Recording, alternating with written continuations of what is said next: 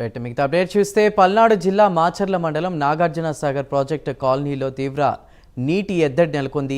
15 రోజులుగా త్రాగును నిలిచిపోవడంతో స్థానికులు తీవ్ర ఇబ్బందులు పడుతున్నారు. మట్టి మురుగుతో వస్తున్న నీటినే తాగుతున్నామని స్థానికులు ఆందోళన చెందుతున్నారు. నీటి సమస్యపై అధికారులకు ఎన్నిసార్లు మొరపెట్టుకున్నా పట్టించుకోవడం లేదంటూ మహిళలు ఆగ్రహం వ్యక్తం చేస్తున్నారు.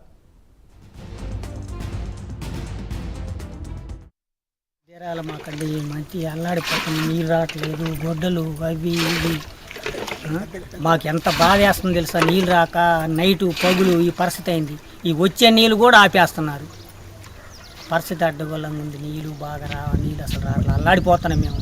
వలలు మూటలు గొడ్డలు రాళ్ళు రానేయట్లేదు. ఎంత బాధపడతాం తెలుసా మేము. మా పరిస్థితి అడ్డగోళంగా ఉందండి. నీళ్ళు రాక పళ్ళు మానుకొని పళ్ళు పోలేక అది నైటు పగులు ఇదే పరిస్థితి మాది.